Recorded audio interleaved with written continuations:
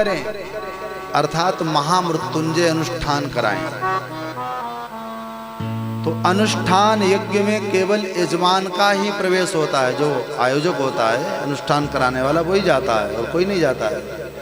लेकिन कथा के लिए ऐसी महिमा नहीं है, कराने वाला कोई, लेकिन कथा सुनने के लिए सबका बराबर अधिकार है। कोई आए, कहीं का आए, आकर के कथा सुन सकता है। दूसरा, आप मंदिर जाएं, यज्ञ जाएं, यज्ञशाला, तो मंदिर के आप बिना नहाए जा सकते हैं, लेकिन कथा में आप बिना नहाए भी आ सकते हो। ये छूट है, बस यही कथा बड़ी है। वो कहता कथा में और उसमें क्या अंतर है? कथा में यही अंतर है, कथा आप बिना नहाए भी सुन सकते हो।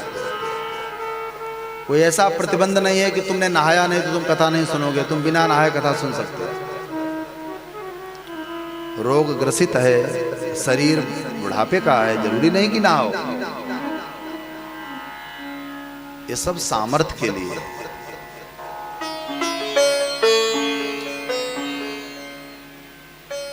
क्योंकि आप लोग यहाँ पर विराजमान हैं, 7 दिन पर्यंत केवल भगवान की लीला कथा को सुनेंगे, गाएंगे।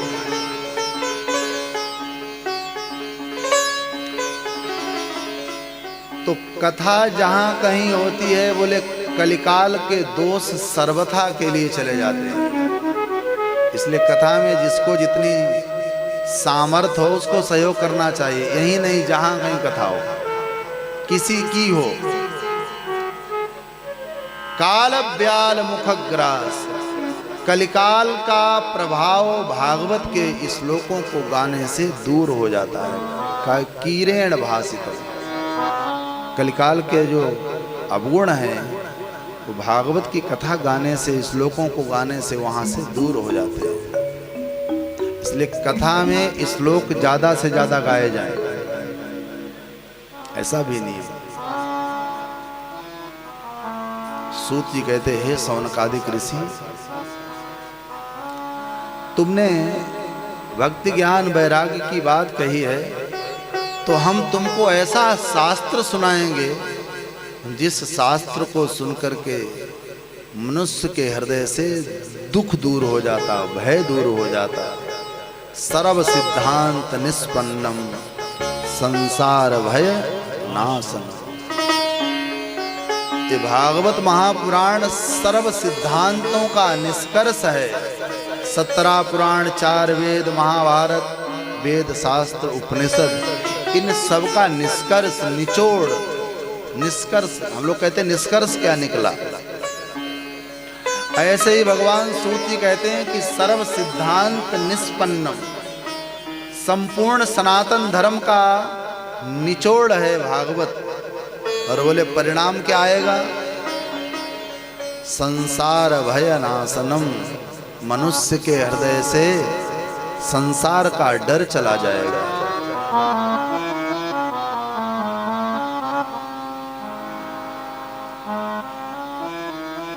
आपको, हमको भगवान से ज्यादा संसार के रिश्तों का डर लगा रहता है कि कहीं मेरे भाई न रूठ जाए, मेरी बहन न रूठ जाए, मेरे पिता न रूठ जाए। भगवान से ज्यादा हमको इस संसार का भय लगता है। और जिस दिन तुम्हारे आगे भगवान हो जाएंगे, उस दिन संसार का भय चला जाएगा। ये प्रकृति का नियम है।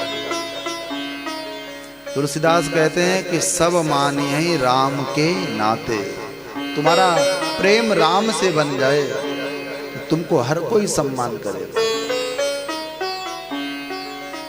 आप किसी जेब काटने वाले को अपने साथ बिठा सकते हो? अच्छा, कोई धार्मिक हो तो आपको लगता है कोई सज्जन बैठे। और बड़े दुख की बात यह कि एक डाकू, लुटेरा, चोर भी कहता है कि मेरा दोस्त अच्छा हो। डाकू को भी डर लगता है कि हमारे पास जो बैठे वो बड़ा ईमानदार आदमी हो। इसका मतलब उस डाकू को मालूम है कि ईमानदारी में सुख है, तभी तो कहता है कि हमारा जो मित्र हो वो ईमानदार हो। अच्छा,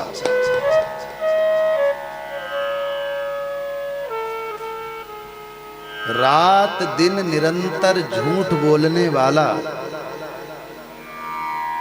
और उसके सामने जब कोई आता है तब वो कहता है, वो स्वयं रात दिन झूठ बोलता है, पूरे दिन झूठ बोलता है। सामने जब कोई आता तो उससे कहता है, भैया सच बताना, ऐसी बात हुई थी कि नहीं हुई थी।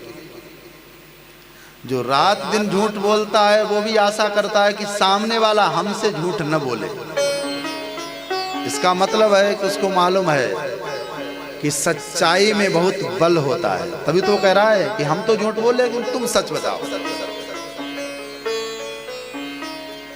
जैसे चोर चोरी करें, ठीक है, यहाँ की बात नहीं, जहाँ कहीं यहाँ चोरी वोरी नहीं होती होगी। जब 4 चोर चोरी करते हैं किसी के घर में, तो चोरी किए, चारों चोर सोना चांदी रुपए लेकर के उसके घर से चले गए, नदी के किनारे गए। नदी के किनारे 4 चोर चोरी करके लाए हुए सामान को रखते हैं, और फिर क्या कहते हैं चारों चोर कि अब ईमानदारी से बांट लो। प्रेम से कहो जय सिया राम। जय श्री राम। चोरी करके लाए और नदी के किनारे चारों बैठ करके कह रहे, भाई ईमानदारी से बांटना है, बेईमानी मत करना। तो इसका मतलब है कि उन चोरों को मालूम है कि ईमानदारी में सुख है, तभी तो कह रहे हैं। लेकिन विडंबना है कि लाए हैं चुरा करके और बांट रहे ईमानदारी से। ऐसे बहुत से लोग होते हैं समाज में, काली कमाई करते हैं, फिर धर्म का धंधा करते हैं, डोनेशन उससे 2 लाख, इससे 3 लाख, इससे 5 लाख। तो उनको मालूम है कि ईमानदारी में सुख है। बेईमान भी सोचता है कि ईमानदारी में सुख है, झूठ बोलने वाला सोचता है कि सत्य में सुख है।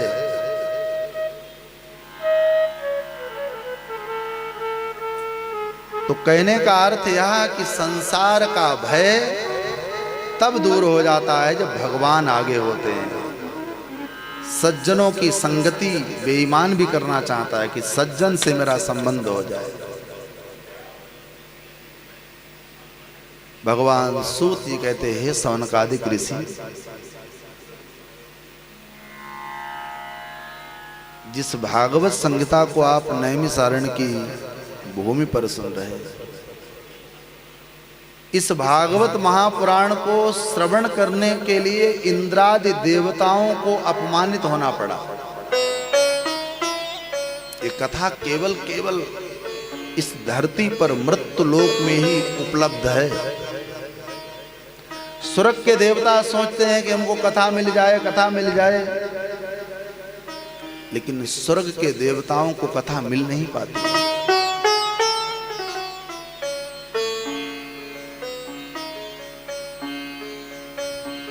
सूत जी ने कहा, हे सौनकादिक ऋषि, एक बार शुक्रताल में राजा परीक्षित जब कथा को सुन रहे थे तो इंद्र अमृत का कलश लेकर गए हैं और कहा कि हमें कथा सुना दो और परीक्षित को अमृत पिला दो। तो सुखदेव जी ने अमृत को कांच का टुकड़ा बताया और भागवत महापुराण को बहुमूल्य मणि बताया। कहा, इंद्र तुम्हारे हाथ में जो अमृत है वो कांच का टुकड़ा है, और हमारे पास जो भागवत है वो बहुमूल्य मणि है। मणि का कांच के टुकड़े से कभी बदला नहीं होता। तो इंद्र की मति चकरा गई कि जिस अमृत को हम इतना सजा करके रखते हैं वो अमृत कांच का टुकड़ा है। ब्रह्मा जी से निर्णय लिया कि आप बताएं। तो ब्रह्मा जी ने भी कहा कि भागवत बहुमूल्य मणि है। सूत जी कहते, ऐसी बहुमूल्य भागवत को सप्ताह विधि से एक बार नारद जी ने श्रवण किया। सौनक जी ने सुना तो क्रॉस क्वेश्चन किया कि हे महाभाग सूत जी, आप क्या कह रहे? नारद जी ने और 7 दिन कथा को सुना। तो सूत जी ने कहा, हाँ, नारद जी ने इस कथा को सप्ताह विधि से सुना।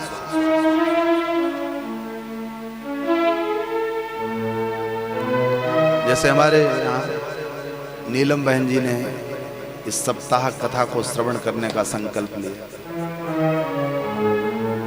तो सबसे पहले नारद जी ने सुना तो सौनक जी ने कहा कि मुझे कौतूहल हो रहा है कि नारद जी को तो श्राप है कि 2.5 घड़ी से अधिक कहीं पर ठहर ही नहीं पाएंगे।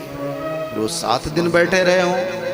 जैसे कोई कहे कि 4 वर्ष का बच्चा 2 दिन से उसने बिल्कुल कोई शैतानी नहीं की, लोग क्या कहेंगे कि ये झूठ बोल रहे आप। 3-4 साल का बालक बालिका और 2 दिन शैतानी न करे, ऐसा हो ही नहीं सकता। ऐसे ही नारद जी जैसे संत ने 7 दिन कथा सुनी, वो तो हर समय दौड़ते रहते हैं, भागते रहते हैं। सूत जी ने कहा, हे सौनकादिक ऋषि, एक बार की बात है कि बद्री विशाल वन में नारद जी गए। बद्री विशाल वन का मतलब है बद्रीनाथ, हिमालय। तो जब उस वन में नारद जी गए तो नारद जी से सनकादिक ऋषियों की भेंट हुई। यानी कि सनक, सनंदन, सनातन, सनत कुमार ब्रह्मा जी के 4 बेटे हैं। तो नारद जी के माथे पर चिंता के चिन्ह, बालों पर धूल, शरीर पर पसीना। तो नारद जी के व्याकुलता, विचलता देख करके उन सनकादिक ऋषियों ने नारद जी को पूछा कि बाबा कैसे आना हुआ, तुम्हारा मुख मलिन है, तुम चिंता में ग्रसित हो, कहां से आ रहे हो और कहां जा रहे हो, कारण बताओ। ये आपको हम कथा सुना रहे कि नारद जी ने 7 दिन कथा क्यों सुनी। तो सनकादिक ऋषियों ने बद्री विशाल वन में पूछा कि तुम्हारे ललाट पर चिंता के चिन्ह हैं, तुम क्यों चिंतित हो, कारण बताओ। तो नारद जी ने कहा कि हे सनकादिक ऋषि, चिंता यह है कि मैं भगवान श्रीहरि की अनुमति लेकर इस मृत्यु लोक में घूमने आया। नारद जी बता रहे हैं सनकादिक ऋषियों को कि हमारे चिंता किस बात की है, अपनी चिंता बता रहे हैं। तो जब धरती पर घूमने आया, धरती पर भ्रमण किया। भ्रमण करने के बाद नारद जी कहते हैं कि हरित क्षेत्रम कुरुक्षेत्रम श्रीरंगम सेतु बंधनम। धरती पर आया तो कुछ तीर्थ यात्रा की। कहां कहां गए? बोले कुरुक्षेत्र, भगवान श्रीरंगनाथ के दर्शन करने गया। काशी, गोदावरी, प्रयागराज, इन तीर्थों में मैं गया। सनकादिक ऋषियों ने कहा फिर तो तुमको प्रसन्न रहना चाहिए। नारद जी कहते हैं दुख तो इसी बात का है कि जिन जिन तीर्थों में मैं गया, उन तीर्थों में रहने वालों ने तीर्थ के तीर्थत्व को नष्ट कर दिया, तीर्थ की महिमा गिरा दी। तीर्थ में साधु पुरुष होते थे। नारद जी कहते न योगी नैव सिद्धो वा न ज्ञानी सत्रियो नरः पाखंडा निरतः संतो विरक्तः सपरिग्रह। भगवान नारद जी ने कहा कि हम जिन जिन आश्रमों में, जिन जिन तीर्थों में गए, तो इस भीषण कलिकाल ने ऐसा अपना वातावरण बनाया कि न कोई ज्ञानी बचा, न कोई योगी बचा, न कोई सत्कर्म करने वाला नर बचा। न सत्क्रियो नरः। हुआ क्या? बोले अब संतों में भी पाखंड फैल गया। नारद जी ने जैसा लिखा भागवत में, तुलसीदास ने रामचरितमानस में लिखा, वैसा ही इस भीषण कलिकाल में हो रहा। संत कैसे हैं? बोले पाखंड पाखंड से ग्रसित हो गए। कैसा पाखंड? कि बनावटीपन। मनुष्य का जीवन सहज होना चाहिए, सरल होना चाहिए, जैसा लंच वैसा मंच, बनावटपन नहीं। नारद जी कहते हैं कि कलिकाल में लोगों में बनावटपन बहुत हो गया। और याद रखना मेरे भाई बहन, सहजता सरलता हमें सुख देती है और बनावटपन हमें दुख देता है। जैसे आप हमारी आंख का जो पलक है, ये आंख का पलक सहज में उठता है, सहज में गिरता है, सहज में उठता है, गिरता है, तो आंख दुखती नहीं है। और आप इसको कुछ देर अपने आप गिराओ उठाओ तो आंख दर्द करने लगेगी, दुखने लगेगी, क्योंकि हम बनावटपन से इसको उठा गिरा रहे हैं। और प्राकृतिक रूप से वो उठती गिरती है तो दुखती नहीं। ऐसे ही मनुष्य का जीवन सहज हो, सरल हो, आर्टिफिशियल जीवन नहीं। देवऋषि नारद कहते हैं कि कलिकाल में पाखंड ग्रसित संत हो गए, कोई विरक्त नहीं बचा।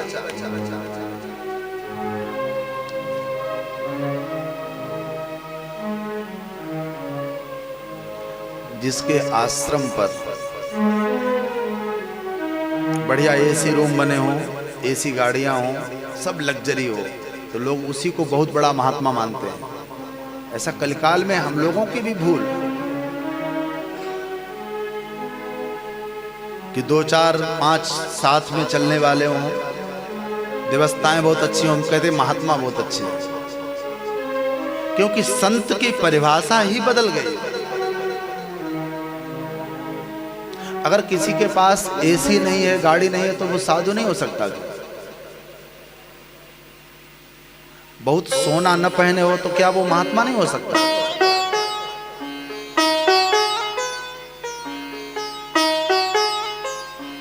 पाखंड, पाखंड, नारद जी कहते पाखंड ही व्यापक हो गया।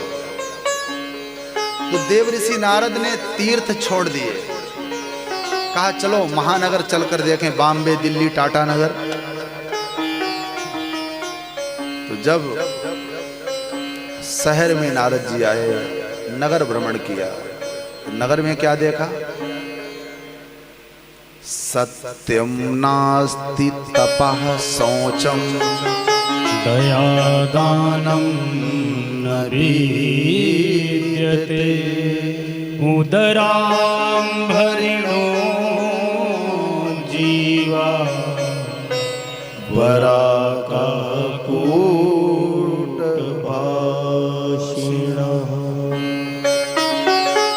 आश्रम की बात छोड़ दी, नगर भ्रमण किया कि चलो भाई बड़े बड़े शहरों में रहने वाले कैसे हैं। तो शहर में रहने वाले कैसे हैं? बोले कलिकाल में सत्य, शौच, तप, दया, दान न विद्यते। इस भीषण कलिकाल में 5 वस्तुओं का लोप हो गया, विलुप्तीकरण हो गया, छिप गए। कौन कौन? पहला सत्य, तप, शौच, दया, दान। सत्य का मतलब है कि इस कलिकाल में आपको लगेगा कि बिल्कुल सही लिख गए हमारे ऋषि मुनि, जो बढ़िया झूठ बोलेगा, समाज में लोग उसको बुद्धिमान मानते हैं, बहुत बड़ा बुद्धिमान है। तो सत्य नष्ट हो गया, अब कोई सत्य बोलना नहीं चाहता, और बोलने वाले हैं तो सुनने वाले नहीं। किसी ने कहा कि अगर तुमको तकरार से बचना हो, विवाद झगड़ों से बचना है, तो बोलना कम कर दो, क्योंकि प्रथम बात सुनने वाले ही नहीं है, और सुनने वाले हैं तो सत्य सुनने वाले कितने। आप हमसे कहो कि तुम में कमी है तो हमको बुरा लगेगा अंदर से। तो सत्य नष्ट हो गया। शौच, शौच माने पवित्रता। अरे बड़े बुजुर्ग होते थे पहले, हाथ पैर धुल करके और फिर रसोई घर में जाते थे और चौकी पर बैठ करके फिर भोजन करते थे। आज हम सब जूता चप्पल पहनकर भोजन करना, एक पवित्रता भी नष्ट हो गई। तीसरा, तप। जीवन में तप चला गया। तप का अर्थ है कि इंद्रियों को काबू करना। हम कथा में बैठे हैं और मन ने कहा कि चलो भाई टाइम हो गया है, चाय पीने का समय है, चल पड़े, तो हमारा मन हम पर भारी पड़ा। एक एक इंद्रिय को रोको। अब तप भी चला गया। चौथा, दया। दया दया दया यानी कि भावुकता। पहले कोई पड़ोसी दुखी होता था तो हम दुखी होने लगते थे कि यार पड़ोसी पर दुख है, चलो इसका दुख हम बांट लें। पड़ोसी मारा जाए, हम किवाड़ बंद करके, दरवाजा बंद करके प्रेम से सो जाते हैं, चलो हमसे क्या मतलब, हमारे घर में ठीक है, तुम्हारे यहाँ कुछ भी हो। ये कब हुआ? जब हमारे हृदय से दया चली गई। यहाँ सब लोग शहर के हैं, कुछ गांव से अगर हों तो आपने देखा होगा कि पहले हमारे यहाँ रिश्तेदार आते थे और एक एक घर में 4-4, 5-5 मेहमान आते थे और वो मेहमान 5-5, 10-10 दिन तक रुकते थे। ये जो हमारे यहाँ 2025 के बाद जो जनरेशन होगी उसको हमारे यहाँ सिलेबस दिया जाएगा कि अपने भारतवर्ष में मेहमान आते थे, वो भूल जाएंगे मेहमान भी आते होंगे। मेहमानों से रिश्ता खत्म, माता पिता पत्नी बच्चे, बस इतना रिश्ता सी।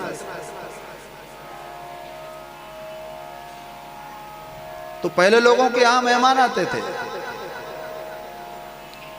अब मेहमानों का आना इसलिए कम हो गया कि हमारे अंदर दया नहीं रही। पहले खाने को कुछ नहीं होता था, मक्के की रोटी, बाजरे की रोटी और मट्ठा, दूध, दही, लेकिन मेहमान आते थे। आज एसी रूम है, गाड़ियां भी हैं, खाने को पनीर है, रसमलाई है, लेकिन मेहमान नहीं, क्योंकि दया नहीं रही। पांचवा और अंतिम नारद जी कहते हैं दान। दान, लोगों में दान कमी हो गई। क्यों? क्योंकि दान लेने वाले बहुत हो गए, देने वाले कम हो गए। पहले लेने वाले कम थे, देने वाले ज्यादा थे। आप देखें तो लेने वाले, आप घर से निकलो, ट्रेन की सफर करो, पैदल चलो, लेने वाले बहुत लेने वाले हैं। और साहब लेने का तरीका बदल गया।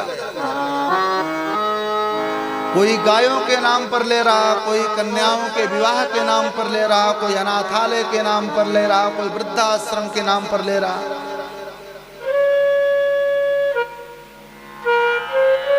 नहीं, गौशाला चलाओ, अच्छी बात है। हमारे भारतवर्ष में गौशाला नहीं चल रही, लेकिन गायों के नाम पर दान लिया जा रहा है।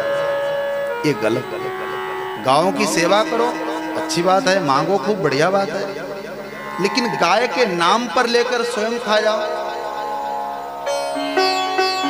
कुछ तो हो, कुछ खिलाओ। कन्याओं के विवाह पर हम आए, टाटा नगर अनाउंस करें कि इतनी इतनी कन्याओं का विवाह होगा, आप लोग कुछ दान करें। तो आप लोग थोड़ा थोड़ा करें, फिर भी हो जाएगा। लेकिन कोई पूछते कि महाराज जी कथा करने आए हो कि कन्याओं का विवाह कराने आए हो? अरे हमको कथा कहने की जिम्मेदारी दी गई, कन्याओं के विवाह की जिम्मेदारी सरकार की। हमारे यहाँ वाणिज्य वैश्य समाज, अलग अलग धर्म दिए गए ना कि ये काम तुम्हारा काम है, ये तुम्हारा काम है, तुम्हारा काम है। कोई किसी के काम में अतिक्रमण न करे। आर्मी के जवान का काम है देश की रक्षा करना। अब हमको कोई गन पकड़ा करके सीमा पर खड़ा कर दे तो क्या होगा?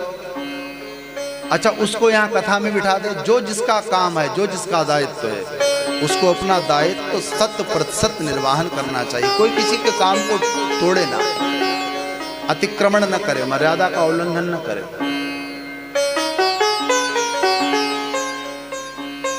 तो दान मांगने वाले बहुत हो गए, निरंतर लोग दान मांग रहे हैं, ऐसे ऐसे बहाना बना करके इधर उधर से। तो नारद जी कहते हैं कि सत्य, शौच, तप, दया, दान कहीं पर दिखाई नहीं पड़ा। बड़े बड़े शहरों में मैं जाकर के देखा, क्या दिखाई पड़ा? उदराम भरिणो जीवः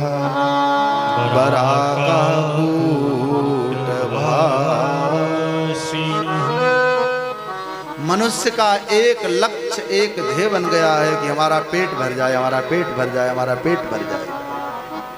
और चाहे कितनों के पेट पर लात क्यों न मारनी पड़े, हमारा पेट भर जाए, हमारा पेट भर जाए। इसलिए लोगों की वाणी से जहर निकलता है। बराकाह कूट भाषणा, वो बोलेंगे तो ऐसा लगेगा कि अरे राम राम। कुछ लोग होते हैं लगता कि थोड़ा और बोलो, कुछ लोग होते भाई पैसे ले लो चुप हो जाओ। उस लोग हैं ऐसा बोलते हैं, लोग कहना पड़ता है कि कितने पैसे लोगे, चुप हो जाओ भैया। तो लोगों की वाणी में मधुरता चली जाएगी। और वाणी कैसी है? पूजा पाठ कर पाओ या न कर पाओ, जप तप कर पाओ या न कर पाओ। एक संत गाया करते थे कि तुम केवल अपनी वाणी सुधार लो, कुछ न कर पाओ, केवल तुम वाणी का अपना बोलना सुधार लो। वाणी के स्वर संवार लो, बस हो गया भजन। वाणी के स्वर संभाल लो, बस हो गया भजन।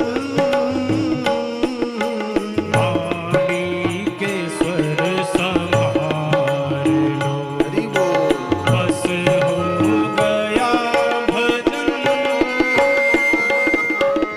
वाणी के स्वर संभाल लो, बस हो गया भजन। मन की तरंग मार लो, बस हो गया भजन। सब गाइए।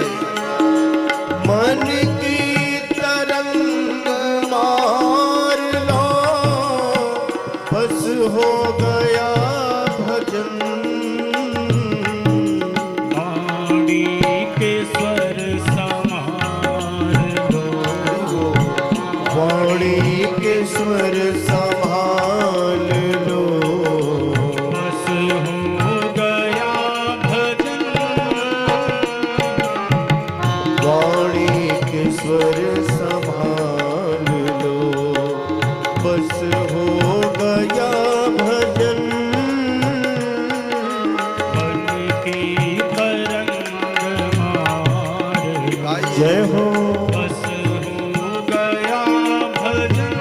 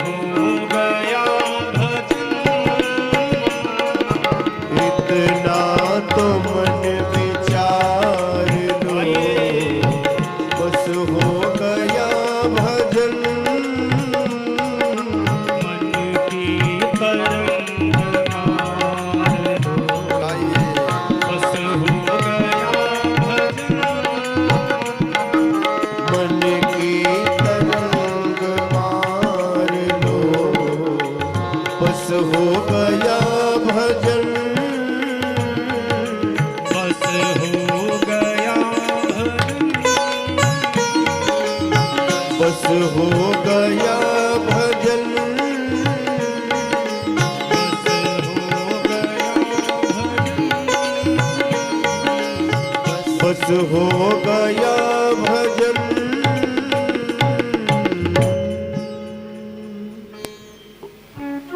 वाणी सुधर जाए, और वाणी जैसे सुधरती है तो हमारा भजन पक गया, हो गया। और वाणी न सुधर पाए तो क्या होगा? वाणी के स्वर संभाल लो, बस हो गया मन की तरंग मार लो, बस हो गया भजन।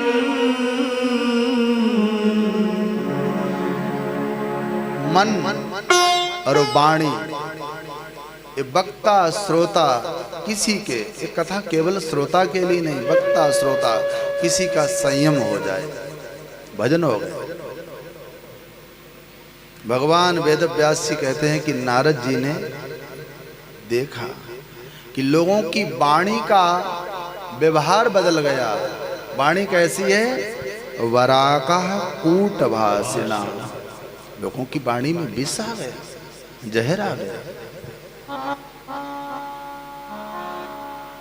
तो नारद जी ने नगर छोड़ दिए, पहले आश्रम छोड़े, तीर्थ छोड़े, फिर नगरों में वही देखा, हर जगह कलयुग ने अपना पैर जमा दिया साहब। तो नारद जी ग्रह निरीक्षण करते हैं, घरों में आए, घर घर के देखा कि देखें घर में रहने वाले कैसे हैं। तो घर में क्या देखा? तरुणी प्रभुता गे चाल को बुद्धिदायक, कन्या कृणो लोभा दंपति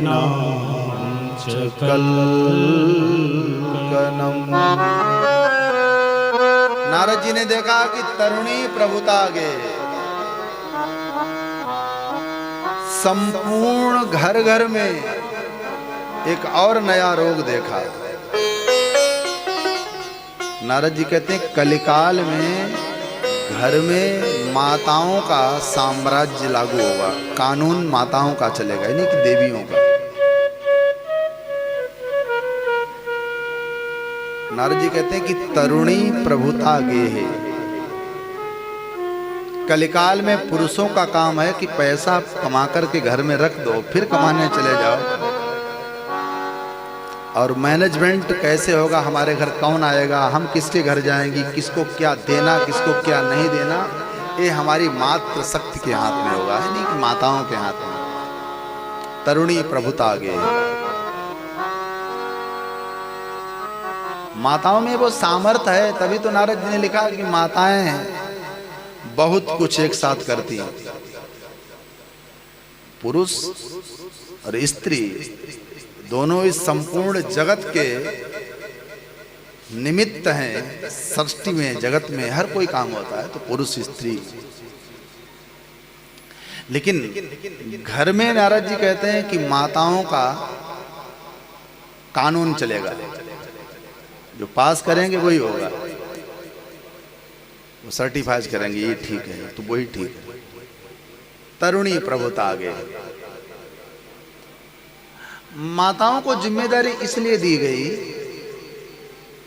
कि माताओं में एक बहुत अद्भुत शक्ति है, वो है कि एक साथ माताएं हमारे घर का बहुत काम कर लेती, इसलिए माता को अष्टभुजी कहा जाता है। अभी नवरात्रि प्रारंभ है 22 मार्च से, तो मात्र उपासना होती है, मतलब माताओं में 8 हाथ होते हैं माता जी में, तो माताओं की बुद्धि भी बड़ी तेज होती है। कैसे? देखो वो किचन में होंगी तो सब्जी काटते जाती हैं, हम पुरुषों से एक काम हो पाता है, वो सब्जी काट रही, मोबाइल फोन कान से लगा, हेलो मौसी जी कैसी हो, और कुकर में कितनी सीटी आई हैं, 2 कि 3 की और एक आनी है, कुकर की सीटी भी, सब्जी भी कट रही, हेलो मौसी जी कब आ रही हो, एक साथ कई काम करती ना। तो तरुणी प्रभुता आगे नारद जी ने कहा कि स्याल को बुद्धिदायका, कलिकाल में दूसरा और एक कारण होगा। पहला, घर में माताओं का साम्राज्य ठीक है, लेकिन कलिकाल में लोग अपने साले को सबसे ज्यादा बुद्धिमान मानेंगे। माता जी घर में हो, बहन घर में हो, कोई लेना देना नहीं, उनको प्लाट खरीदना है, फ्लैट खरीदना है, बेचना है, हेलो साले साहब कब आओगे, एक प्लाट ले रहे हैं, जरा देख लो आकर के। तो कलिकाल में लोग अपने साले को सबसे ज्यादा बुद्धिमान मानेंगे। स्याल को बुद्धिदायका, किसी की ससुराल 3rd क्लास की हो, लेकिन बताएगा ये अरे हमारे ससुराल की जैसा किसी की हो ही नहीं सकती। और साला बिल्कुल गंवार हो, लेकिन लोग ये कहता हमारा साला विवेकानंद जी से कम बुद्धिमान नहीं है, बहुत बुद्धिमान है। तो नारद जी कहते हैं कि स्याल को बुद्धिदायका। तीसरा, नारद जी कहते कलिकाल में कन्याओं का विक्रय होना शुरू हो जाएगा, एक युग आएगा। अभी आप ऐसा देख रहे होंगे कि जब लड़का सयाना होता है और IAS PCS बन जाए तो उसके माता पिता कहते हैं कि भाई इतना इतना दहेज चाहिए। होता है यहाँ झारखंड का नहीं पता, यूपी में होता, हमारे यहाँ दहेज मांगते हैं, दहेज लड़की वाले देते हैं। लेकिन ऐसा समय आएगा, नारद जी कहते हैं कि लड़के वाले लड़की वालों के आएंगे, अपनी बेटी का विवाह कर दो और 2, 4, 10, 20 लाख ले लो। क्योंकि हमारे भारतवर्ष में 3 की रक्षा हमारा सनातन धर्म करने का आदेश देता है। नंबर 1 गंगा, गाय, गौरी, यानी कि गाय और गंगा और हमारे भारतवर्ष की जो बेटियां हैं इनकी लाज बच जाए, गंगा की लाज बच जाए, गाय की लाज बच जाए, कन्याओं की लाज बच जाए। ये सनातन धर्म भी जोर देता है, सरकारें भी आती हैं वो भी ध्यान देती हैं। तो कन्याओं का विक्रय होगा। नारद जी ने सब देखा तो बहुत ग्लानि हुई और श्रीधाम वृंदावन पहुंचे। तीर्थों को छोड़ा, शहर को छोड़ा, घरों को छोड़ा और सीधे वृंदावन गए। तो वृंदावन जाकर के यमुना जी में स्नान किया, यमुना जी का जल पिया और आनंद पूर्वक बैठ गए नारद जी। तो नारद जी को मन को बड़ा सुख मिला। वृंदावन जब गए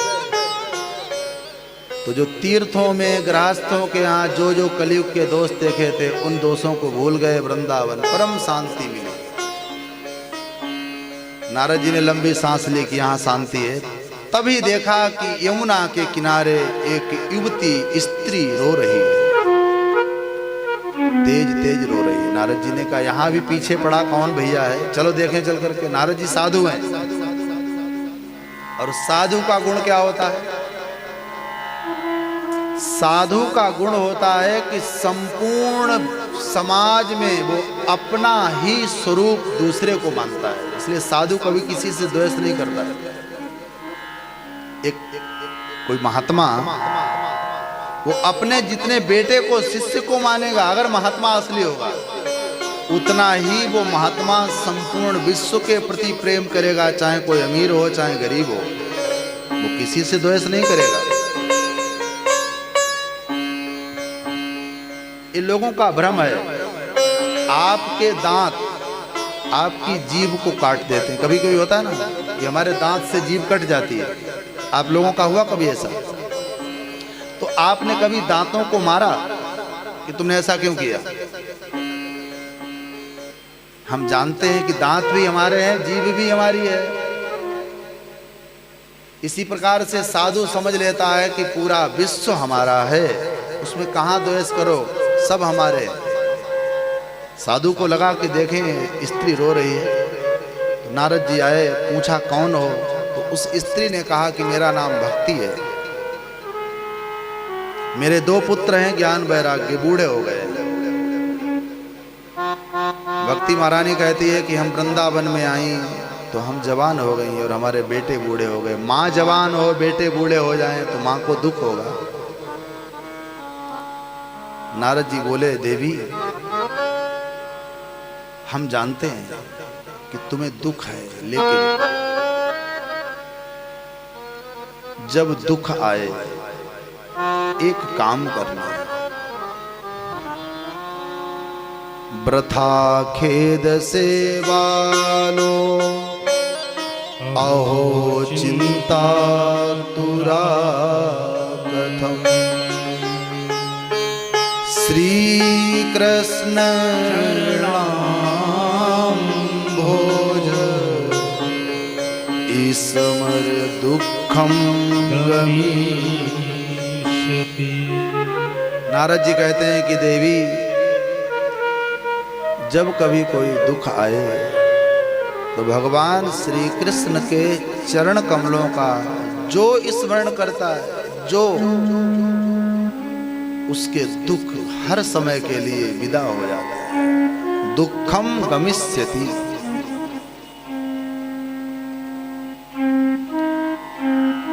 आप पर, हम पर कभी कोई दुख आए तो लंबी सांस खींचकर भगवान को कहना कि हे भगवान, हे प्रभु। उनका स्मरण करने से मनुष्य के दुख चले जाते।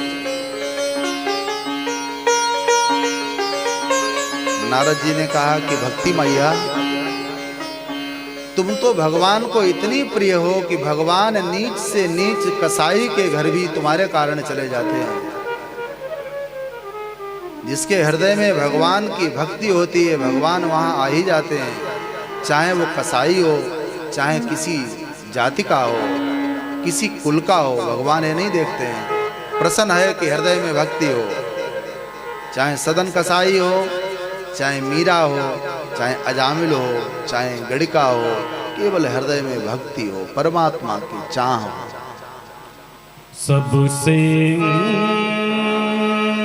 ऊंची प्रेम सगाई, सबसे ऊंची प्रेम सगाई, सबसे ऊंची प्रेम सगाई, सबसे ऊंची प्रेम सगाई।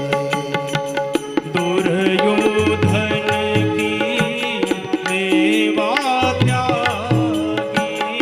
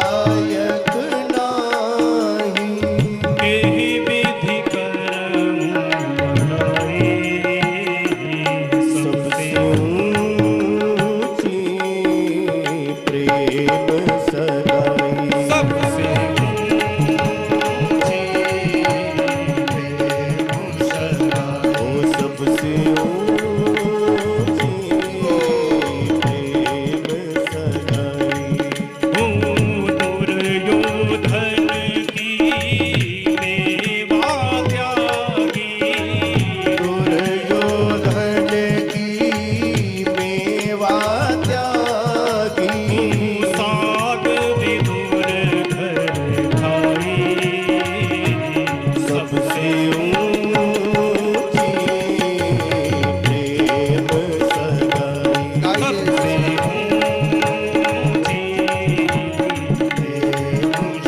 सगाई सबसे ऊंची प्रेम सगाई सबसे ऊंची प्रेम सगाई प्रेम। बाबा नारद जी कहते हैं कि जहां पर प्रेम, जहां भक्ति, वहां ईश्वर स्वतः चल करके पहुंचता है। प्रेम के कारण भगवान ने दुर्योधन का 56 भोग ठुकरा दिया। प्रेम के कारण अर्जुन का रथ चलाया। बाबा सूरदास कहते हैं कि भगवान तो तुम्हारी सहजता, तुम्हारी भक्ति, तुम्हारे प्रेम पर रीझ जाते हैं। तो मनुष्य में भक्ति आए, भगवान नीच से नीच के घर चले जाते हैं, अपना बना लो। देवी आप तो ऐसी हो, आपके कहने पर भगवान जहां नहीं जाना चाहिए वहां भी चले जाते हैं, फिर तुम चिंता क्यों करती हो? भक्ति महारानी ने कहा हम नहीं, हमारे बेटे बूढ़े हैं इसलिए चिंता मिला। नारद जी ने कहा हाँ बेटे तुम्हारे बूढ़े हैं, कुछ उपाय करते हैं। तो गंगा यमुना कावेरी गोदावरी आदि आदि तीर्थों से नारद जी आए थे, जल लिया, मंत्र पढ़ा और बच्चों पर छिड़का,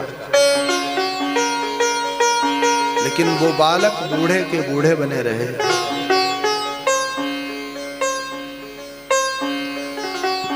तो ज्ञान वैराग्य के कान में नारद जी ने मुंह लगाया,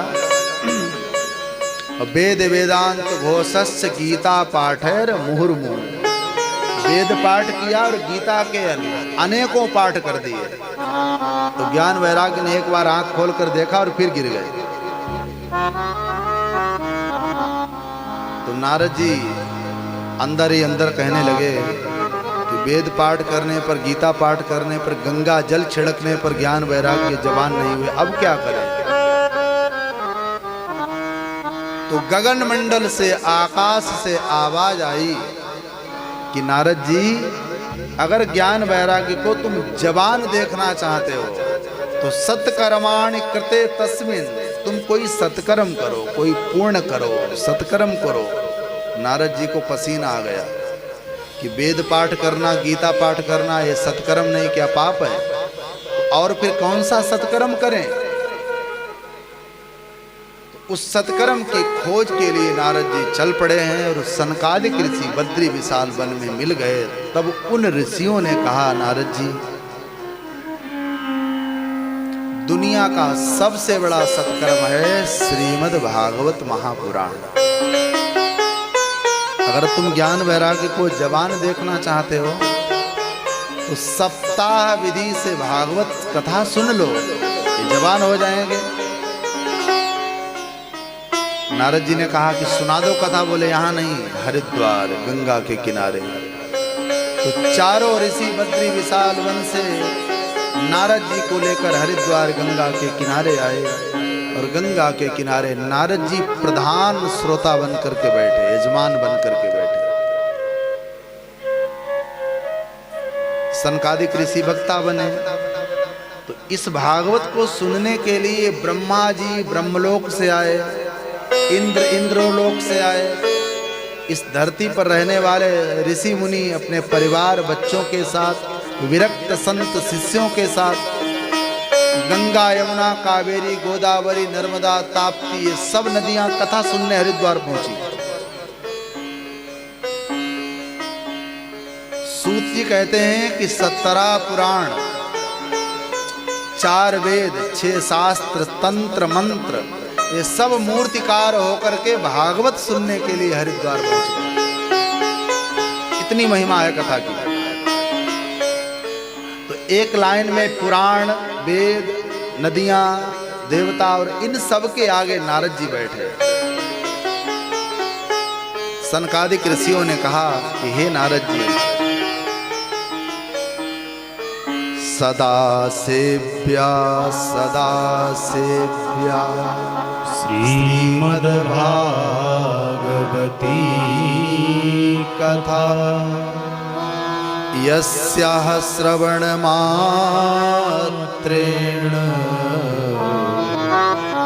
हरिश्चित्तं समाश्रयत्। भगवान नारद जी ने कहा, सुना सनकादिक ऋषियों से कि हे नारद जी, सदा सेवन करो, सदा सेवन करो। क्या? बोले श्रीमद् भागवती कथा, इसको रोज सुनो। इसको सुनने से हमारा चित्त, हृदय भगवान में चिपक जाएगा। ऐसे कथा सुनाई। तो कथा की श्लोक गा रहे थे हरिद्वार में, और ज्ञान वैराग्य बूढ़े कहाँ हैं? वृंदावन। हरिद्वार से वृंदावन आवाज गई तो वृंदावन में ज्ञान वैराग्य बूढ़े थे, जवान हो गए। मतलब यह है कि कथा श्रवण करने वाला बूढ़ा भी जवान है, और जो कथा से दूर है, कथा की निंदा करता है, वो जवान होने पर भी बूढ़ा है। कथा सुनते ही ज्ञान वैराग्य दोनों जवान होकर के मैया भक्ति के साथ हरिद्वार पहुंचे। नारद जी ने देखा, राम राम, इतनी बड़ी कथा की महिमा कि जिस कथा को श्रवण करने से ज्ञान वैराग्य जवान हो गए। धन्य है कथा, धन्य है कथा। तो सनकादिक ऋषि कहने लगे, नारद जी, कथा सुनकर ज्ञान वैराग्य जवान हो गए, छोटी बात है। तुंगभद्रा नदी के किनारे आत्मदेव नाम का एक ब्राह्मण रहता था। उस आत्मदेव ब्राह्मण के घर में धन है, समृद्धि है, सब कुछ है, लेकिन एक कमी है।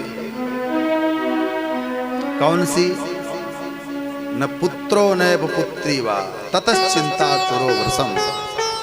आत्मदेव के एक ग्लानि है, न बेटा है न बेटी है।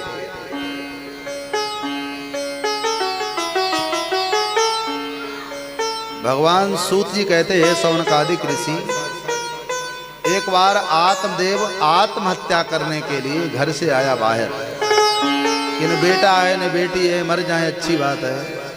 और आत्मदेव जब आत्महत्या करने के लिए बैठ गया निर्जन स्थान पर, एक सघन वन में, और इतनी तेज तेज रोया कि एक संत ने आत्मदेव के रोने की ध्वनि सुनी तो दौड़ करके आए, पूछा, बेटा क्या बात है, क्यों रो रहे हो?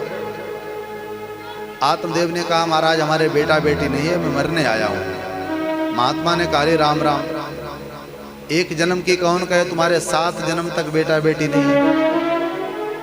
आत्मदेव को और दुख हुआ कि हम इस दुख से दुखी थे, एक जन्म के दुख से तुमने 7 जन्म का दुख सुना करके हमारा दुख और बढ़ा दिया। अब हम मर जाएंगे और तुम्हारे सामने मरेंगे। हम ब्राह्मण हैं, मरने पर तुम्हें ब्रह्म हत्या लगेगी, क्योंकि तुमने हमारा दुख बढ़ाया। मतलब ये है कि किसी का दुख बढ़ाओगे, किसी को दुखी करोगे तो तुमको पाप लगेगा। कोई भी, हम आप कोई, अगर आपने किसी के दुख को कम न कर पाया तो चलेगा, लेकिन कोई दुखी था और तुमने और दुख बढ़ा दिया, उसको दुखी कर दिया, इसको कहते हैं मानव आत्महत्या। बहुत से समाज में लोग ऐसे हैं जो दूसरे के द्वारा इतने सताए गए, इतने शोषण किया गया, इतना दुखी किया गया कि अंत में क्या हुआ कि करने वाला ही नष्ट हो गया। कोई बेचारा ऐसा है जो नहीं कह पाता, उसके संस्कार हैं कि वो तुमको उत्तर नहीं दे पा रहा, तुमको डांट नहीं पा रहा, तुमने जैसा कहा उसने सुन लिया। 1 बार 2 बार 3 बार तुम्हारे कपड़े अच्छे नहीं, तुम्हारे पास गाड़ी अच्छी नहीं, तुम्हारे पास मकान अच्छा नहीं, तुम्हारे पास ये नहीं, ये नहीं, ये नहीं, ये सब अपने ही आकर के हमको टार्चर करते हैं। ये मानव हत्या का दोष लगता है। हम मनुष्य होकर के मनुष्य की आत्मा दुखा रहे। तुम किसी का दुख बांट न पाओ चलेगा, कोई बात नहीं, लेकिन दुख बढ़ाने का अधिकार कहाँ है? बांट लो तो तुम साधु, न बांट पाओ तो कम से कम बढ़ाओ मत भैया। हमारे द्वारा कोई दुखी हो तो हम मनुष्य कहलाने के अधिकारी नहीं हैं। तुलसीदास रामचरितमानस में लिखते हैं कि साधु ते होय न कारज हानि। मनुष्य का प्रथम दायित्व तो प्रथम सोपान प्रथम सीढ़ी है, नहीं तो पशुवत है। अगर तुमसे कोई दुखी हो रहा, तुम्हारे द्वारा कोई दुखी है तो तुम मनुष्य नहीं हो, उसको तुम मनुष्य मत मानना मेरे भाई बहन। सर्टिफाइज मत करना कि मनुष्य, उसको गधा मान लो, कुत्ता मान लो, सर्प मान लो, पागल समझ लो भैया। अभी हम लोग गा रहे थे कि वाणी के सुर संभाल लो, बस हो गया भजन। हमारे द्वारा मनुष्य को मनुष्य से दुख,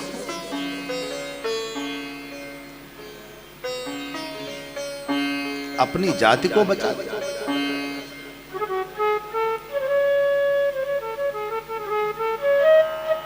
और मनुष्य मनुष्य से लड़ा तो बैल और कुत्तों में क्या अंतर, जैसे कुत्ते आपस में लड़ते हैं। कहने का आशय मेरे भाई बहन कि मनुष्यता की प्रथम पहचान है कि हमारे द्वारा कोई दुखी न हो। चालाकी कब तक चलोगे, कितनी चलोगे? किसी को तुमने ठग लिया, किसी का शोषण कर लिया, ये मानव हत्या है। मार देने से जेल होती है, लेकिन ये बिना मारे तुम जो मार रहे हो, इसका अनंत अनंत पाप तुम्हें ही भुगतना पड़ेगा। महात्मा जी को लगा कहीं ये मर न जाए, इसका तो मैंने दुख बढ़ा दिया। बोले रुको बेटा, 7 जन्म का दुख बढ़ाया तो तुमको इसी जन्म में हम सुख दे रहे, फल दिया, जाओ अपनी पत्नी को खिला देना, बेटा होगा। आत्मदेव ला करके फल देता है। सूत जी कहते हैं कि पत्नी ने वो फल गाय को खिला दिया। उसको भरोसा ही नहीं था अपने पति के वचन पर, न संतों पर। उसकी बहन ने अपना बेटा दे दिया, कहा कि अपने पति को बता दो कि हमारा बेटा है। सज्जन भोले भाले आत्मदेव बेचारे, पत्नी धुंधली ने कहा कि ब्राह्मण देवता हमने बेटे को जन्म दिया। कब? बोले आज। तो आत्मदेव इतने प्रसन्न हो गए कि बेटा नहीं था और संत की कृपा से, संत के प्रसाद से मुझे बेटा हुआ। बड़े खुश आत्मदेव, बड़े प्रसन्न। नगर में बधाइयां बजने लगी, ढोल नगाड़े बजने लगे, गाजे बाजे। थोड़ी देर में देखा है कि गौ मैया ने भी एक पुरुष आकार का बछड़ा जन्म दिया है। उसके कान गाय की तरह है, पूरा शरीर पुरुष आकार का। आत्मदेव और प्रसन्न हो गए कि एक नहीं 2 बेटे घर में। दोनों का नामकरण किया गया। एक बेटे का नाम धुंधकारी और दूसरे बेटे का नाम गोकर्ण पड़ा। बेटे 2 हैं, नाम अलग अलग, एक धुंधकारी और एक गोकर्ण। सूत जी कहते हैं कि दोनों बेटे जब 8-9 वर्ष के हुए, तो लोग कहते नहीं कि लालना के पांव पालने में जान जाते हैं लोग, कैसा आगे होगा। तो गोकर्ण पंडितो ज्ञानी धुंधकारी महान। गोकर्ण पंडित ज्ञानी विद्वान ब्रह्म तेज से संपन्न, और धुंधकारी कैसा है? महाखल, दुष्ट, लुटेरा, चोरी करने वाला, पर स्त्री हरण करने वाला, दूसरे का धन चुराने वाला, स्नान न करने वाला। अंत में सूत जी लिखते हैं कि धुंधकारी सब हस्ते न भोजनम, मुर्दे के हाथ से छुआ अन्न खाता है। इतना पाप, इतना उद्यम किया। जब जवान हुआ तो पिता को ग्लानि हुई और पिता आत्मदेव घर छोड़कर चले गए।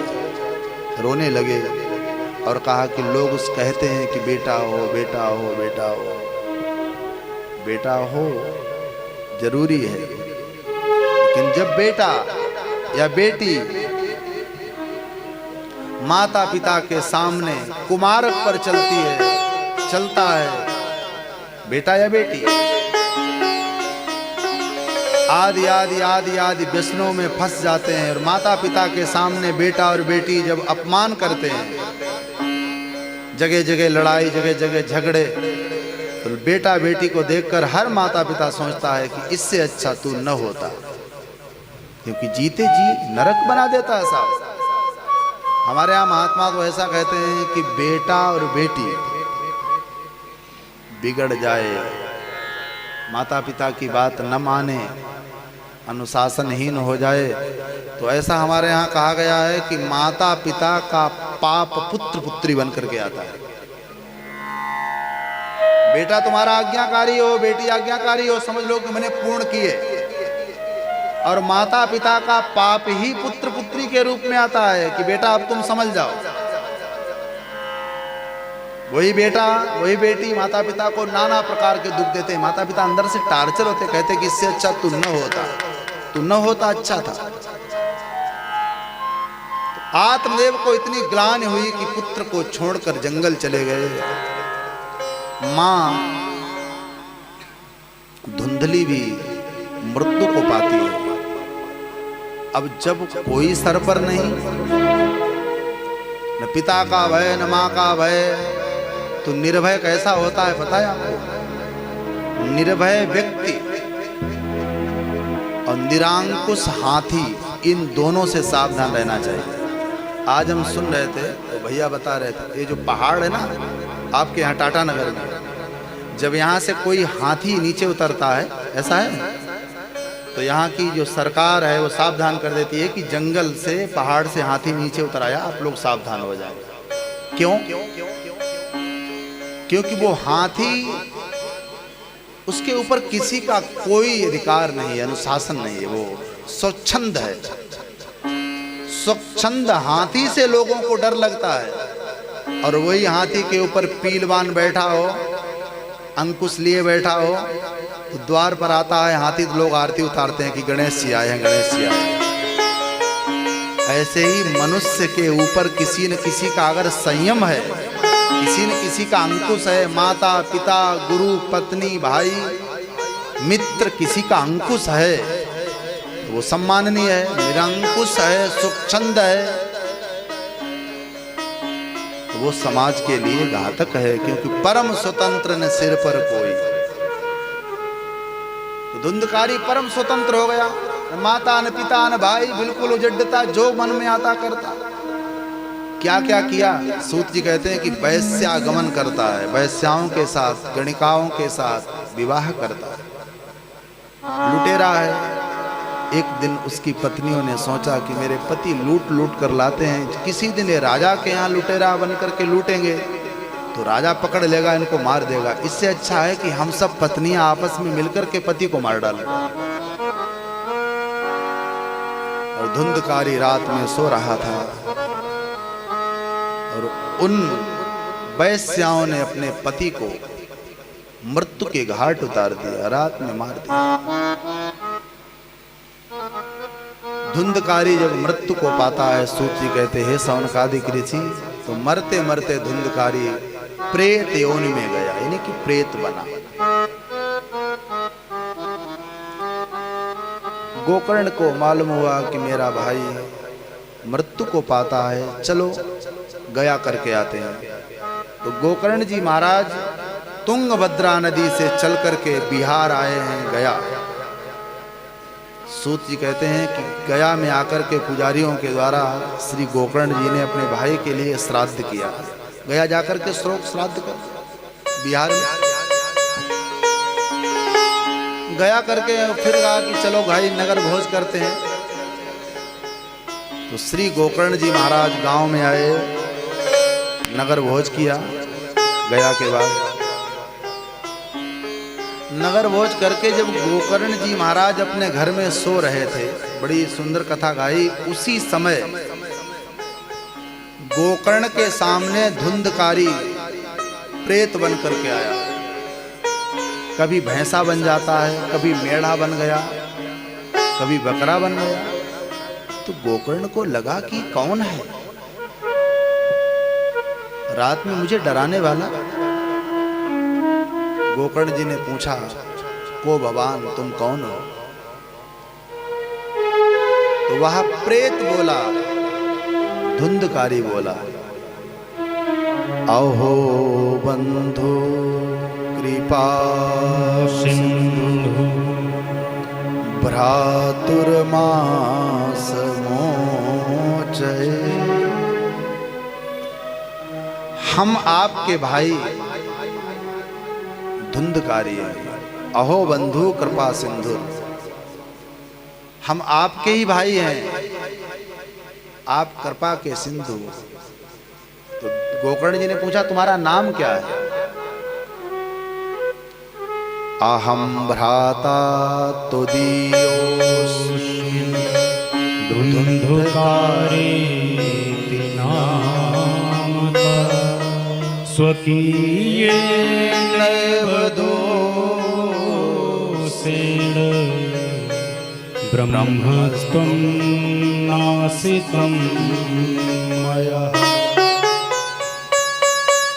अपने मुख से कहा कि हम तुम्हारे भाई हैं और हमारा नाम धुंधकारी है। तो गोकर्ण ने कहा कि धुंधकारी, तुम्हारी मुक्ति नहीं हुई, हमने तो तुम्हारे लिए गया श्राद्ध किया। तो धुंधकारी कहता है कि गया श्राद्ध सते नापि मुक्तिर्मे न भविष्यति। 100 गया श्राद्ध करने पर भी हमारे जैसे प्रथम श्रेणी के पापी की मुक्ति नहीं होगी। और कुछ करो, और कुछ करो।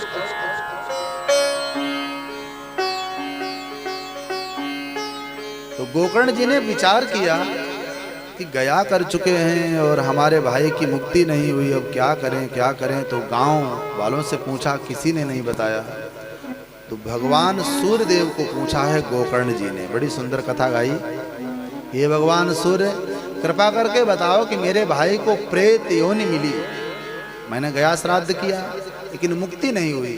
तो भगवान सूर्य ने कहा कि हे गोकर्ण जी, आप अपने भैया के लिए भागवत सप्ताह विधि से कथा सुन लो, कथा सुना दो। कथा सुना दोगे तुम्हारे भाई की मुक्ति हो जाएगी।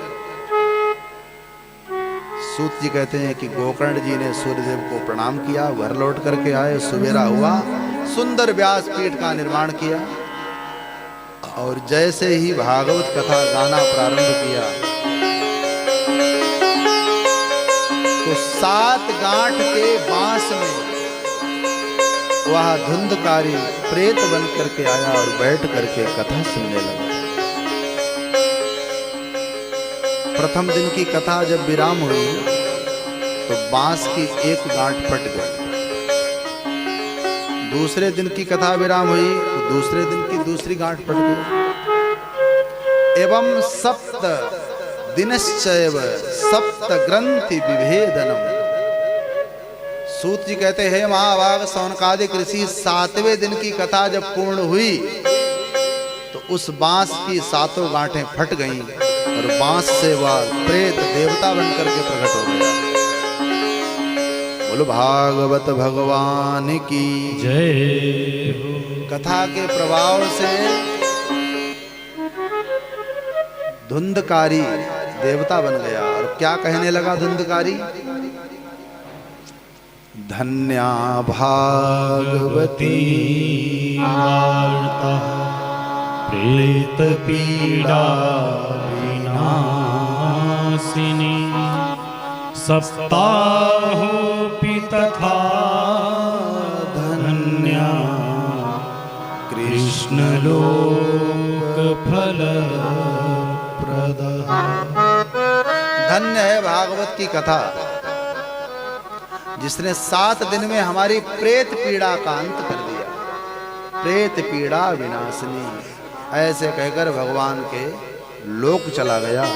तो गोकर्ण जी ने भगवान के गणों से पूछा कि कथा तो हम सभी ने बराबर बैठ करके सुनी, ये विमान अकेले अकेले केवल धुंधकारी के लिए क्यों? तो भगवान श्रीहरि के पार्षद कहने लगे कि गोकर्ण जी, धुंधकारी ने कथा सुनी, मनन चिंतन किया और जो जो कथा में बताया गया वो नियम माने। आपने केवल कथा सुनी। जैसे कोई रोगी उसको डॉक्टर दवाई देता है, दवाई खाना सुबह दोपहर शाम, और ये परहेज करना। तो परहेज के बिना दवाई फायदा नहीं करती। ऐसे ही कथा सुने, ये तो दवाई है। फिर परहेज क्या है कि अपनी वाणी से हम किसी को कष्ट न दें, किसी पर हम ऐसा प्रकोप न करें कि वो हमसे नाराज हो। कथा सुनने वाले सब श्रोताओं के लिए हमारा व्यवहार ऐसा न हो कि लोग कहें कि कब जाओगे। प्रेम से कहो जय सिया राम। लोग दो प्रकार के होते हैं, ये लोग कहते हैं कि न जाओ, कुछ होते हैं कि अब कब जाओगे। वो लोग कहते हैं अरे राम राम चले गए, बोले अरे चलो ठीक ही रहा। तो हमारा व्यक्तित्व ऐसा हो कि लोग जाने न दें।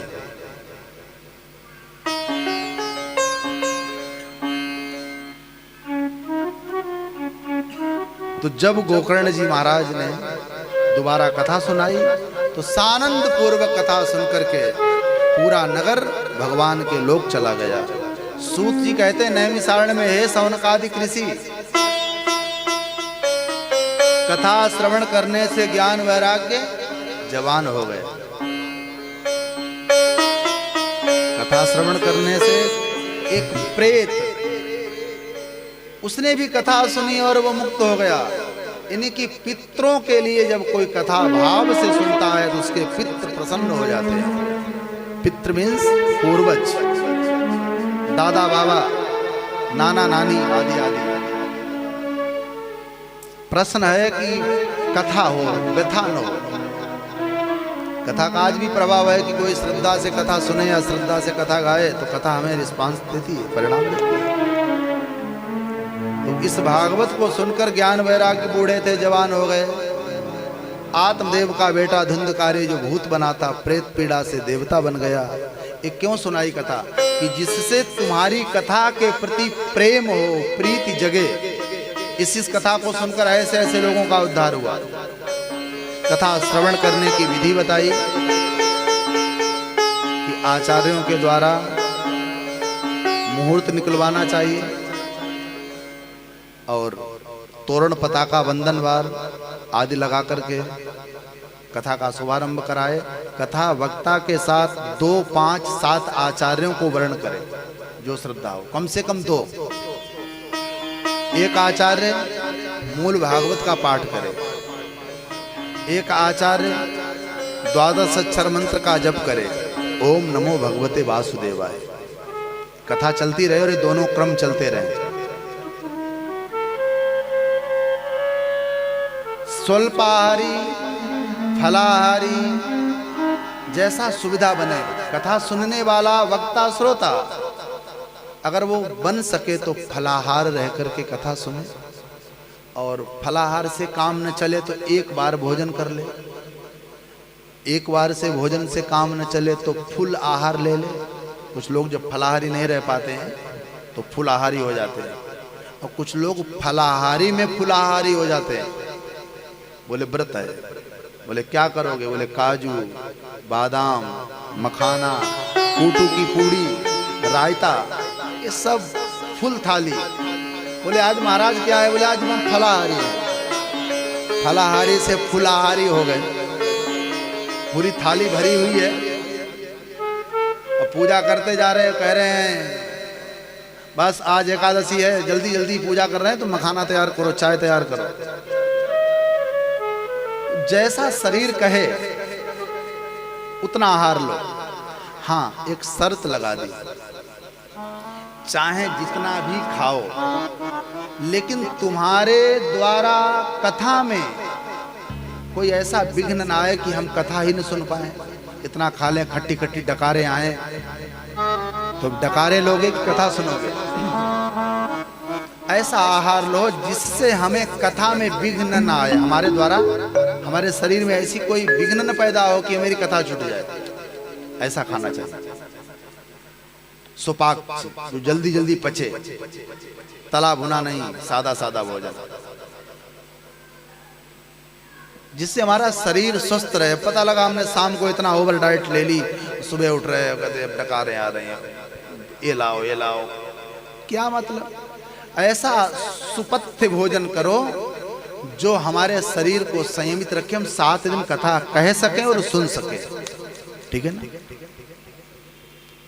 भगवान सूत जी कहते हैं कि कथा में कितना धन खर्च हो जाता है। बोले विवाहे यादृशम वित्तम तादृशम परिकल्पयत। एक बिटिया के विवाह में जितना धन खर्च होता है उतना ही धन खर्च कथा में हो जाता है। बिटिया का विवाह होता है तो एक दिन के लिए बाराती आते हैं, 150, 200, 500 एक लिमिट होती है। यहाँ 7 दिन की बारात है और कितने कौन दिन आएंगे इसका कुछ पता नहीं। एक दिन की बारात आती है, टेंट लाइट पांडाल, यहाँ 7 दिन की बारात, 7-8 आचार्य नैमिषारण्य से, तो कब कितने आएंगे तो पता ही नहीं है। तो बिटिया के विवाह तो एक दिन का होता है, 7 दिन की कथा एक बेटी के कन्यादान के बराबर होती है। ऐसा भागवत में लिखा है, विवाहे यादृशम वित्तम तादृशम परिकल्पयत।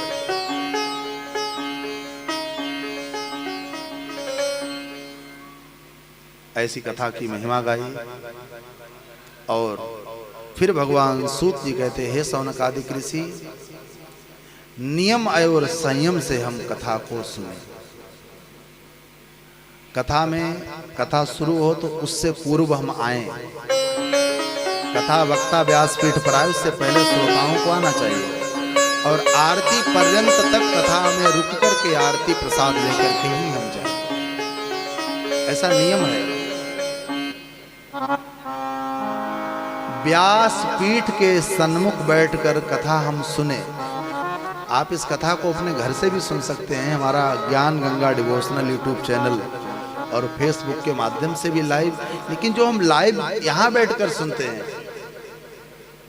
इसका अलग अलग रस, अलग अलग लाभ, कई लाभ है। तो भगवान श्री हरि की कथा हम समय से आकर के सुने।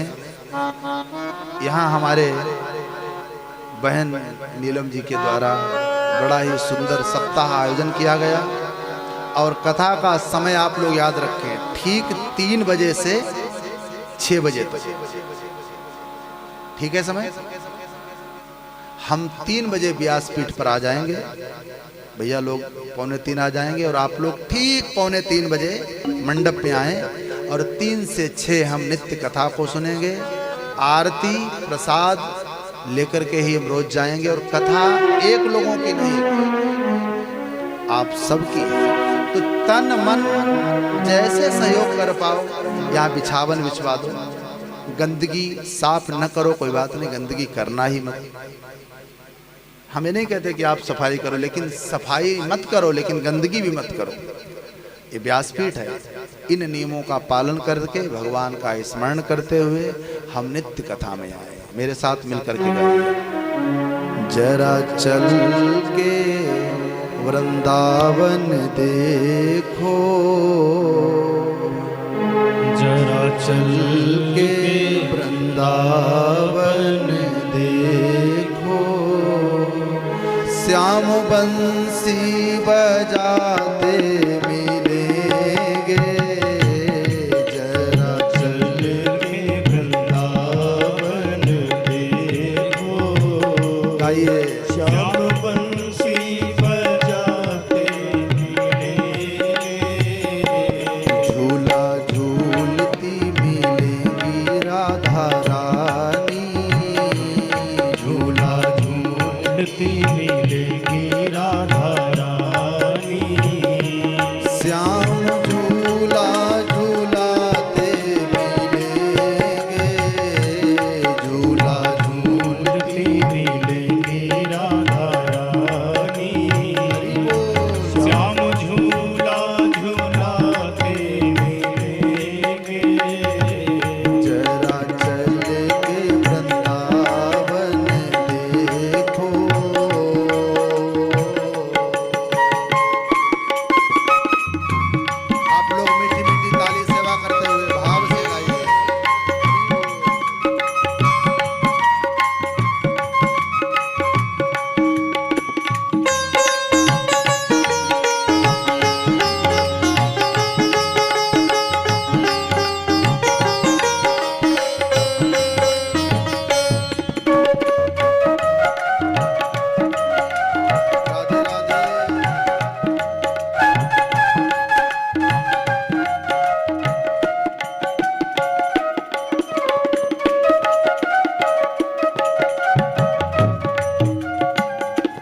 यहाँ आई थी मीरा दीवानी, श्याम सुंदर को मिलने की ठानी। यहाँ आई थी मीरा दीवानी, श्याम सुंदर से मिलने को ठानी। यहाँ आई थी मीरा दीवानी, श्याम सुंदर से मिलने को ठानी। यहाँ आई थी मीरा दीवानी, श्याम सुंदर से मिलने को ठानी। यहाँ रहती है संतों की टोली, यहाँ रहती है संतों की टोली। राधे राधे ही गाते मिलेंगे। यहाँ रहती है संतों की टोली। राधे राधे ही गाते मिलेंगे। जरा चल के वृंदावन देखो,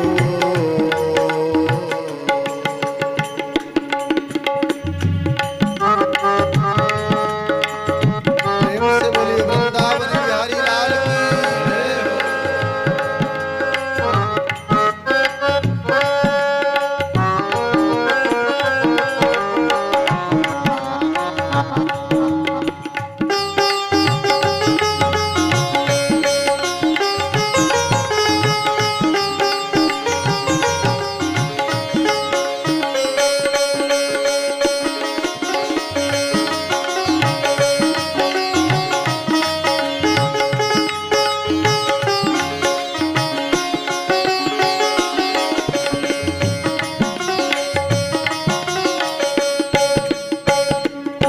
राधा ललिता विशाखा थी संग में, दही बेचन को निकली थी मन में। राधा ललिता विशाखा के संग में, गाइए। दही बेचन को निकली थी बन में। राधा ललिता विशाखा थी संग में, दही बेचन को निकली थी घर से। राधा ललिता विशाखा के संग में, दधी बेचन को निकली थी घर में। ग्वाल बाल सखाओं के संग में, ग्वाल बाल सखाओं के संग में। श्याम माखन चुराते मिलेंगे। ग्वाल बाल सखाओं के संग में, श्याम माखन चुराते मिलेंगे। जरा चल के वृंदावन देखो, श्याम बंसी बजाते मिलेंगे। जरा चल के वृंदावन देखो, श्याम बंसी बजाते मिलेंगे। झूला झूलती मिलेगी राधा रानी, झूला झूलती मिलेगी राधा रानी। श्याम झूला झूलाते जय हो। मिलेंगे।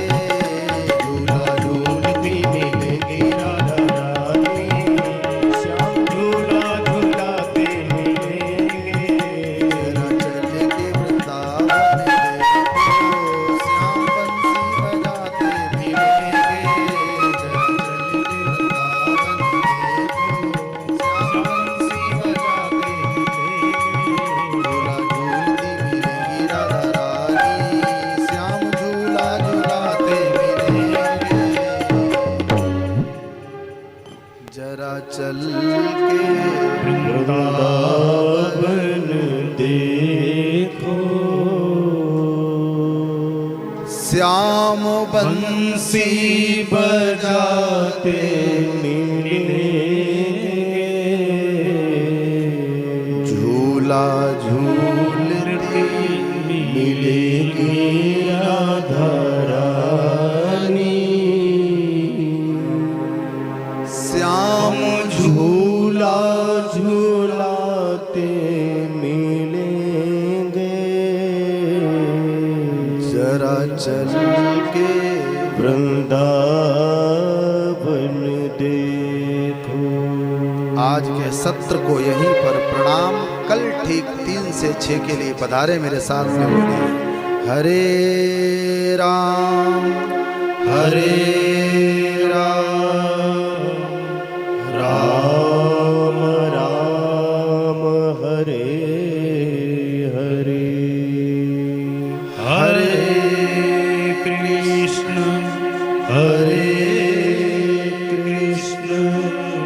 कृष्ण कृष्ण हरे हरे। आप सब श्रोता अपने आसन से खड़े होकर के भागवत जी के समीप आ जाएं और भागवत जी की पवित्रतम आरती प्रसाद लेकर के सत्र को विराम 3 से 6 कल पधारें। जय सिया राम। ओम हरि ओम मा चंद्रमा मनसो जात चक्षुः सूर्यो अजायत श्रोत्राद्वायुस्य प्राणस्य मुखादग्निरजायत। श्री भागवत भगवान की है आरती, पापियों को पाप से है तारती। भागवत भगवान की है आरती, पापियों को पाप से है तारती। श्री भागवत भगवान की है आरती, पापियों को पाप से है तारती। श्री भागवत भगवान की है आरती, पापियों को पाप से है तारती। ये अमर ग्रंथ ये मुक्ति पंथ ये पंचम वेद निराला, नव ज्योति जगाने वाला। ये अमर ग्रंथ ये मुक्ति पंथ ये पंचम वेद निराला, नव ज्योति जगाने वाला। हरि नाम यही हरि धाम यही, हरि नाम यही हरि ध्यान यही, हरि नाम यही हरि ध्यान यही। हरि नाम यही हरि ध्यान यही। जग के मंगल की आरती, पापियों को पाप से है तारती। श्री भागवत भगवान की है आरती, पापियों को पाप से है तारती। पापियों को पाप से है तारती।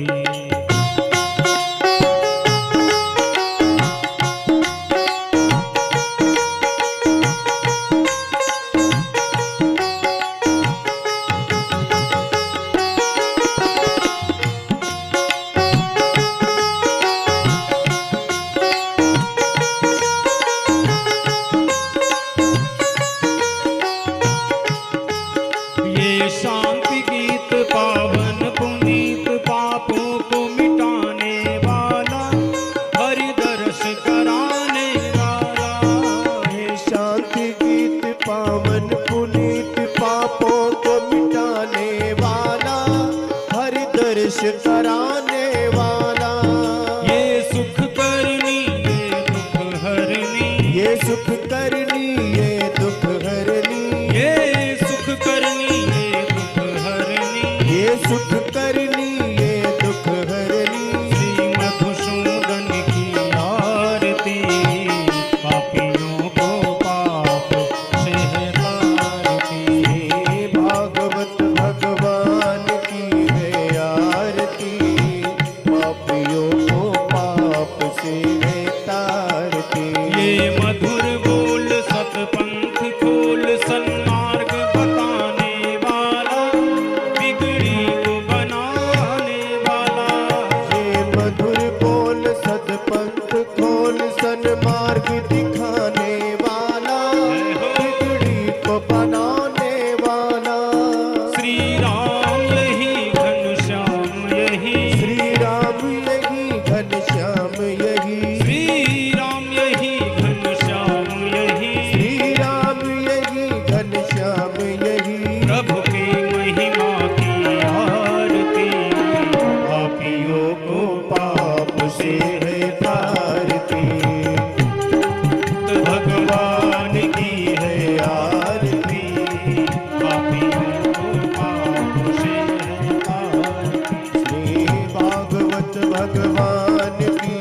आरती, पापियों को पाप से है तारती,